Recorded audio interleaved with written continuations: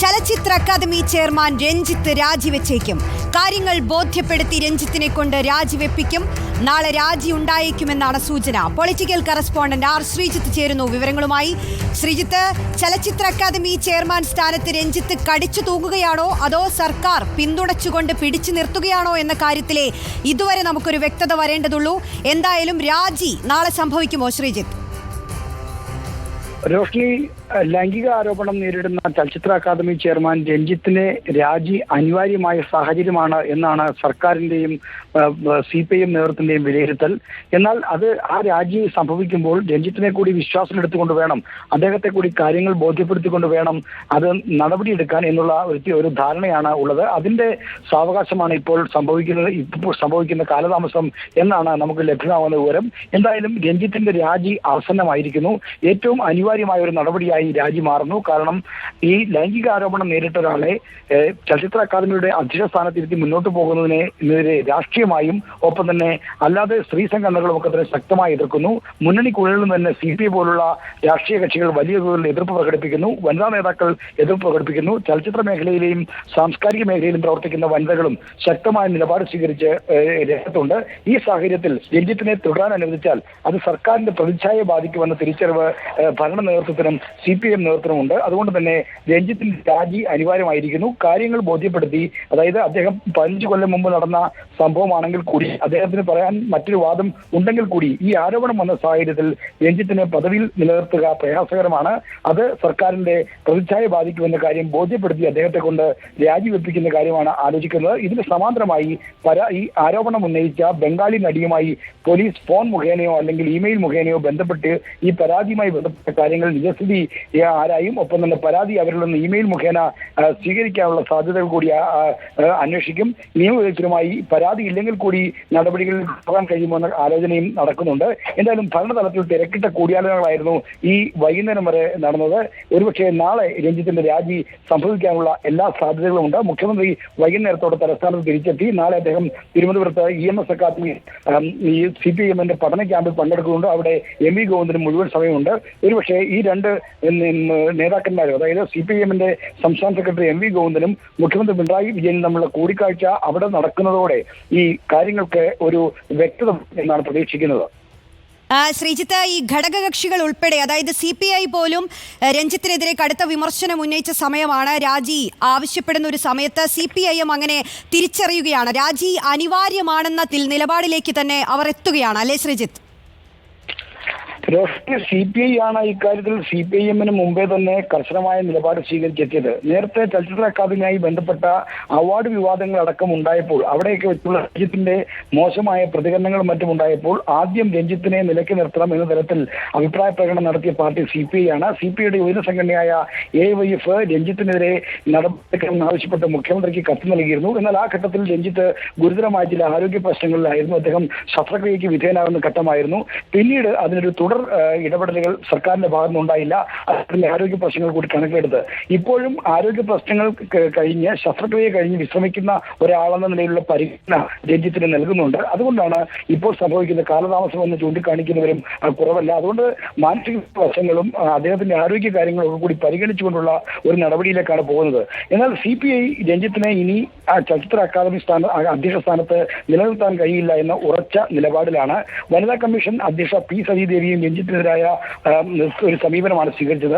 CPIയുടെ ദേശീയ സെക്രട്ടേറിയറ്റ് അംഗവും മഹിളാ ഫെഡറേഷന്റെ ദേശീയ നേതാവുമായ ആനി രാജയും സമാനമായ നിലപാട് സ്വീകരിച്ചു. ചലച്ചിത്ര രംഗത്തു നിന്നുള്ള മുതിർന്ന നടിമാരായ ഉർവശി അടക്കമുള്ള ശക്തമായ നിലപാട് സ്വീകരിച്ചുകൊണ്ട് രംഗത്ത് വന്നപ്പോൾ പൊതുസമൂഹത്തിൽ രഞ്ജിത്തിനെ ഈ സ്ഥാനത്ത് നേതൃത്വത്തിനെതിരായ ഒരു ശക്തമായ വികാരം രൂപപ്പെട്ടിട്ടുണ്ട് എന്ന് CPI നേതൃത്വവും ഭരണ നേതൃത്വവും തിരിച്ചറിയുന്നുണ്ട്.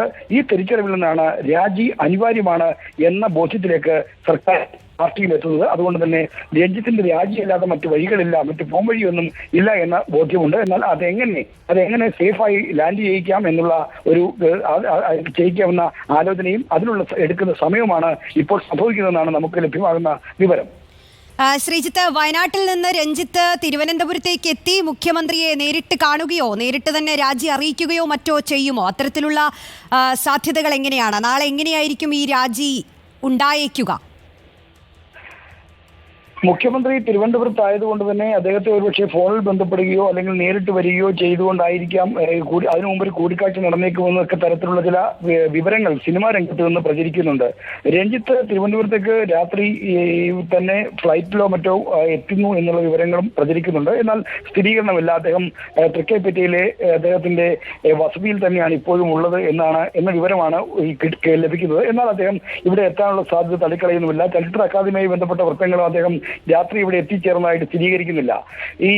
നാളെ തിരുവനന്തപുരത്ത് മുഖ്യമന്ത്രി പൂർണ്ണ സമയമുണ്ട്. അതുകൊണ്ട് തന്നെ അതിനകം തന്നെ അദ്ദേഹത്തിന് ഇത് എത്തിച്ചേർന്നാൽ മതി. അദ്ദേഹത്തിന്റെ ഔദ്യോഗിക വാഹനം ഇപ്പോൾ കോഴിക്കോട് എത്തിയിട്ടുണ്ട് എന്ന വിവരം ലഭിക്കുന്നു. ഇനിയും കോഴിക്കോട് നിന്ന് അദ്ദേഹം ട്രെയിൻ മാർഗമോ മറ്റോ ആണോ ഇവിടേക്ക് വരുന്നതെന്ന കാര്യം വ്യക്തമല്ല. എന്തായാലും രഞ്ജിത്ത് തിരുവനന്തപുരത്തേക്ക് എത്തുമെന്ന തരത്തിലുള്ള അഭ്യൂഹങ്ങൾ വളരെ ശക്തമാണ്.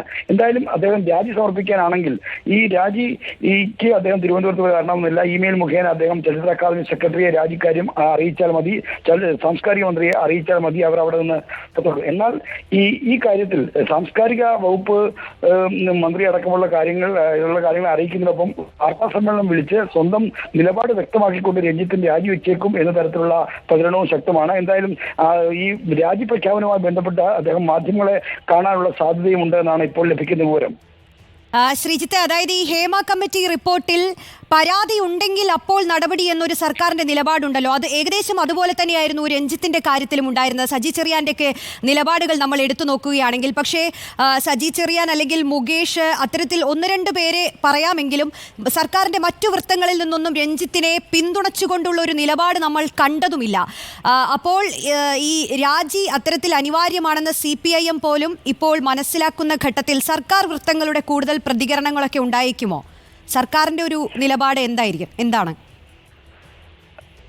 റോഷ്നി, ഇന്നലെ വൈകുന്നേരത്തോടു കൂടിയാണ് ബംഗാളി നടിയുടെ ലൈംഗിക ആരോപണം മാധ്യമങ്ങൾ സജീവ ചർച്ചയാകുന്നത്. അതൊരു വലിയ വിഷയമായി കേരള സമൂഹത്തിന്റെ മുന്നിലേക്ക് വരുന്നത്. ഈ ഘട്ടത്തിൽ തന്നെ രഞ്ജിത്തിനെതിരായി വരുന്ന ആരോപണം പ്രത്യേകിച്ചും ഹേമ കമ്മിറ്റി റിപ്പോർട്ടിന്റെ പശ്ചാത്തലത്തിൽ വലിയ തോതിൽ ചർച്ചയാകും എന്ന് സർക്കാരും ഒപ്പം തന്നെ പാർട്ടി നേതൃത്വം ഒക്കെ കണ്ടിരുന്നതാണ്. എന്നാൽ അതിന്റെ ഈ വരും വരായികളെ കുറിച്ച് ആലോചിക്കാവുന്ന തരത്തിലായിരുന്നില്ല സാംസ്കാരിക മന്ത്രി സജി ചെറിയാന്റെ പ്രതികരണം. അത് പരാതി ലഭിച്ചാൽ നടപടിയെടുക്കാം എന്ന ഒഴുക്കൻ മട്ടിലുള്ള പ്രതികരണവും രഞ്ജിത്തിനെ മഹത്വവൽക്കരിക്കുന്ന തരത്തിലുള്ള ഒരു പ്രതികരണവുമാണ് സാംസ്കാരിക മന്ത്രി സജി ചെറിയാനിൽ നിന്ന് ഇന്ന് രാവിലെ ഉണ്ടായത്. എന്നാൽ പിന്നീട് അതിനെതിരെ വ്യാപകമായ വിമർശനം വന്നതോടുകൂടി സജി ചെറിയാൻ അദ്ദേഹത്തിന്റെ നിലപാട് തിരുത്തി 11-12 മണിയോടെ ഫേസ്ബുക്കിൽ തെറ്റ് ചെയ്തവരെ സംരക്ഷിക്കില്ല എന്നൊരു നിലപാട് പ്രഖ്യാപനം ചെയ്യേണ്ടതായി വന്നു. അത് ഈ പ്രതിഷേധങ്ങൾ കണക്കിലെടുത്തുകൊണ്ടുള്ള വിമർശനങ്ങൾ കണക്കിലെടുത്തുകൊണ്ടുള്ള ഒരു തിരുത്തലായി തന്നെയാണ് കണ്ടത്. ആ നിലയ്ക്കാണ് സർക്കാരിന്റെ നിലപാട് മാറ്റം സംഭവിച്ചുകൊണ്ടിരുന്നത്. അതായത് ഒരു ഘട്ടത്തിൽ രഞ്ജിത്തിനെ ഈ 15 കൊല്ലം മുമ്പ് നടന്ന സംഭവമല്ലേ, രേഖാമൂലം പരാതിയില്ലല്ലോ എന്നൊക്കെ തരത്തിൽ വീക്ഷിച്ചിരുന്ന ആളുകൾ ആരോപണത്തിന്റെ ഗൗരവ സ്വഭാവവും അതിന്റെ നിയമപരമായ പ്രത്യാഘാതങ്ങളും മനസ്സിലാക്കി പിന്നീട് ഇതിന്റെ ഈ തരം വിഷയങ്ങളോട് സ്വീകരിക്കേണ്ട യഥാർത്ഥ സമീപനത്തിലേക്ക് എത്തുകയായിരുന്നു. അങ്ങനെയാണ് രഞ്ജിത്തിന്റെ രാജി അനിവാര്യമാണ്, അത് ആസന്നമായി സംഭവിക്കേണ്ട ഒന്നാണ് എന്ന നിലത്തിലേക്ക് കാര്യങ്ങൾ വന്നത്. എന്തായാലും രാഷ്ട്രീയമായും ഇത്തരം കാര്യങ്ങൾക്ക് വലിയ തോതിലുള്ള ചർച്ച ഉണ്ടായിക്കൊണ്ട് CPI പോലുള്ള മുന്നണിയിലെ രാഷ്ട്രീയ പാർട്ടികൾ ശക്തമായ നിലപാടെടുത്തു. മറ്റ് സാമൂഹ്യ സംഘടനകളടക്കം ഈ കാര്യത്തിൽ ശക്തമായ യുവജന സംഘടനകൾ AYF രഞ്ജിത്ത് രാജിവെച്ചില്ലെങ്കിൽ അദ്ദേഹത്തെ സ്ഥാനത്ത് നിന്ന് ഒഴിവാക്കുന്നില്ലെങ്കിൽ പ്രത്യക്ഷ സമരത്തിലേക്ക് പോകും എന്നും പ്രഖ്യാപിച്ചു.